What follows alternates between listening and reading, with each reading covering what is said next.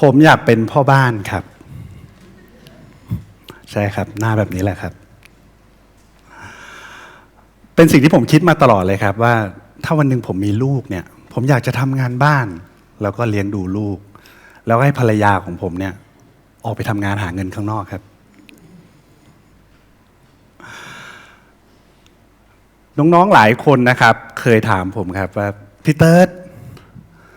ถ้าไม่เป็นยูทูบเบอร์ไม่เป็นคอนเทนต์ครีเอเตอร์เนี่ยพี่เติร์ดอยากเป็นอะไร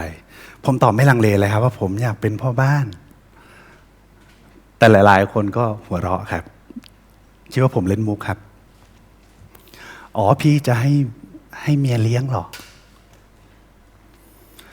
ทำไมคำตอบของผมมันถึงดูเป็นเรื่องตลกทำไมคำตอบของผมมันถึงทำให้หลายๆคนประหลาดใจครับมันเพราะว่าผมอะเป็นผู้ชายครับไอ้ที่พี่พูดทั้งงานบ้านการเลี้ยงลูกเนี่ยมันเป็นหน้าที่ของผู้หญิงครับสิ่งเนี้ยมันเรียกว่า gender stereotypes หรือการเหมารวมเชิงเพศครับ gender stereotypes คืออะไรอธิบายง่ายๆนะครับมันคือภาพจำแบบเหมารวมของเพศต่างๆครับคุณควรจะมีลักษณะยังไงคุณควรจะนิสัยยังไงคุณควรจะทำงานอะไรใช้เพศเป็นตัวตัดสินไปเลยครับผมขอยกตัวอย่างภาพจำแบบเหมารวมนะครับถ้าคุณเป็นผู้หญิงครับคุณจะต้องวางตัวให้ดีครับคุณควรจะเรียบร้อยอ่อนโยนถ้าคุณเป็นกุลสตรีด้วยนี่ยิ่งดีเลยครับแต่ถ้าคุณเป็นผู้ชายคุณจะต้องเข้มแข็งครับแมนๆครับมีความเป็นผู้นำฟังดูแล้วมันก็ไม่เห็นมีอะไรผิดแปลกเลยใช่ไหมครับผู้หญิงเรียบร้อยครับผู้ชายก็มีความเป็นผู้นำดีจะตายแต่ถ้าใครหลุดออกจากกรอบนี้นะครับคุณอาจจะโดนสังคมตัดสินทันทีครับสมมุติว่ามีน้องผู้หญิงคนหนึ่งครับที่เขาไม่ได้มีความเรียบร้อยอะไรเลยครับเขาชอบแต่งตัวครับการแต่งตัวนี้ทำให้เขารู้สึกว่าเขามั่นใจในตัวเองเขารักตัวเองจากการแต่งตัวครับแต่บังเอิญว่าการแต่งตัวของเขาเนี่ยมันดันโป๊เกินไปหน่อยครับสำหรับภาพจำของสังคมมันอาจจะมีคนพูดครับว่าเป็นผู้หญิงอะแต่งตัวแบบเนี้ยจะไปอ่อยใครการแต่งตัวแบบที่เราชอบเราจำเป็นต้องไปอ่อยใครไหมครับหรือถ้าเราจะอ่อยใครก็เรื่องของกูไม่ได้อ่อยมึงนี่ใช่ไหมครับอย่าแจนครับหนักข้อขึ้นไปอีกครับสมมุติว่ามีเหตุข่มขืนครับแล้วพอดีว่าเหยื่อเนี่ยไม่ใช่ผู้หญิงในภาพจำของสังคมครับมันก็จะมีคนพูดอีกครับเพราะเป็นผู้หญิงแต่งตัวแบบนี้ไงถึงโดนเพราะเป็นผู้หญิงอะดึกดื่นออกไปกินเหล้าในผับในบาร์ไงถึงโดนเพราะไม่ใช่ผู้หญิงเรียบร้อยไม่ใช่กุลสตรีไม่ได้เข้านอนหลังละครจบครับสังคมเลยตัดสินฮะจนบางทีลืมไปเลยว่าสิ่งที่ควรพูดจริงๆคือไอ้คนข่มขืนนี่มันชั่วจริงๆเขาจะแต่งตัวยังไงก็ได้ครับเขาจะอยู่ที่ไหนเวลาไหนก็ได้ครับแต่ข่มขืนไม่ได้ครับละเมิดคนอื่นไม่ได้ครับมาดูที่ฝั่งผู้ชายกันบ้างครับผู้ชายนี่จะต้องเข้มแข็งใช่ไหมครับแมนครับเขาจะไม่แสดงความอ่อนแอให้ใครเห็นเลยถ้าเขาเสียใจเขาจะกลั้นไว้ครับเพราะการร้องไห้ให้คนอื่นเห็นมันเขินครับมันน่าอายมากสำหรับลูกผู้ชายครับแต่ถ้าเขาทนไม่ไหวเขาจะเรียกมันว่าน้ำตาลูกผู้ชายครับเพราะเป็นผู้ชายนี่ถ้าไม่เสียใจจริงๆเขาไม่ร้องไห้กันหรอกซึ่งมันไม่ดีต่อสุขภาพนะครับการที่คุณต้องแบบแสดงความเป็นแมนตลอดเวลาถ้าคุณหลุดออกจากกรอบนี้ครับ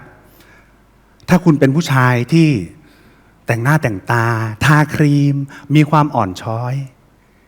มันจะมีคนถามคุณครับว่าเฮ้ยมึงแมนหรือเปล่าวะเฮ้ยมึงเป็นผู้ชายหรือเปล่าวะซึ่งคนถามก็น่าจะเป็นคนเดียวกับที่ถามน้องผู้หญิงว่าจะไปอ่อยใครนะครับ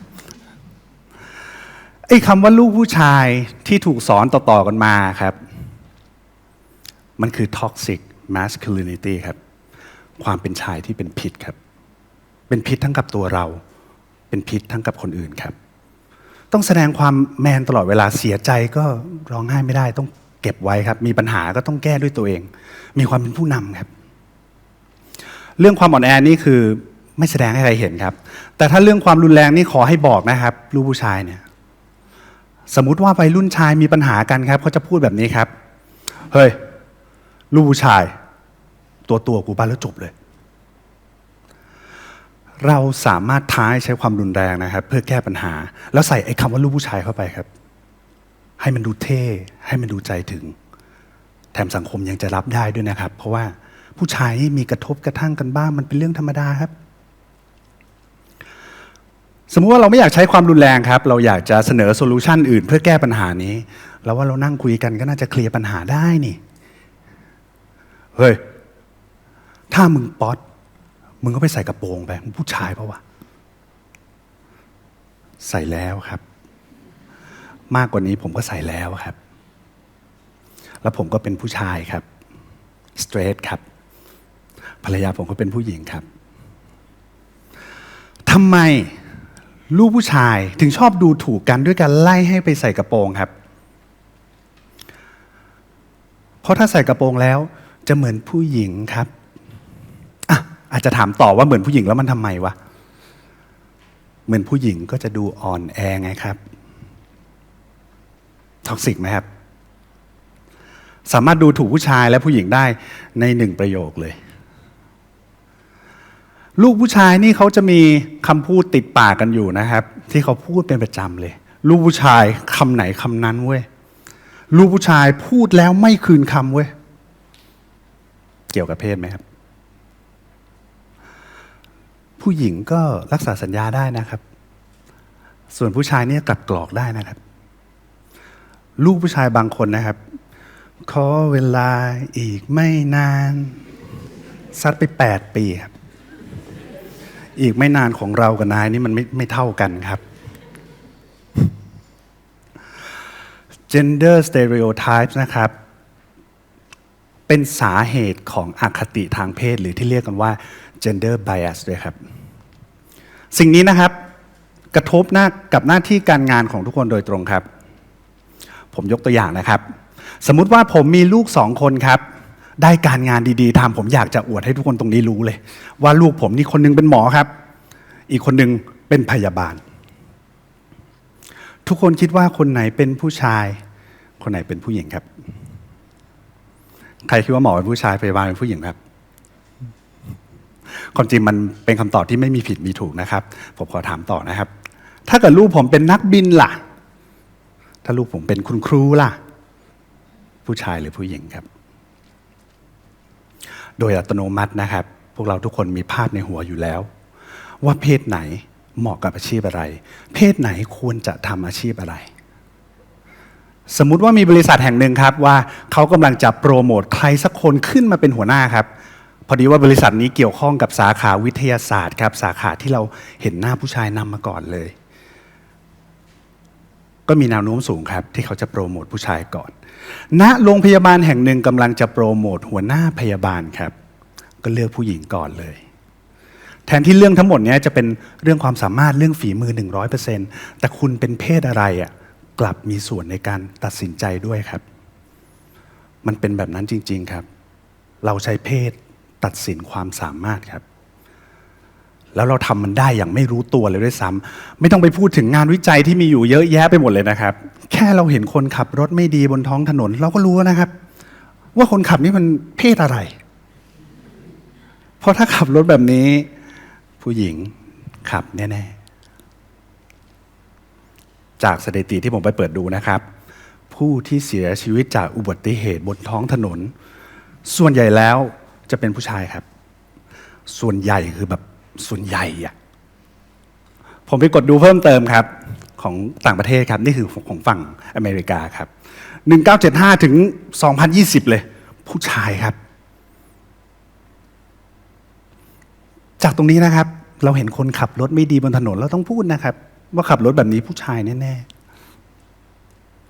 ๆ gender stereotypes นะครับมันอยู่รอบตัวเราตั้งแต่เด็กแล้วครับถ้าเพื่อนเรามีลูกสาวเราจะซื้อชุดสีชมพูไปให้เขาครับเราจะพาเขาไปซื้อตุ๊กตาบาร์บี้ครับ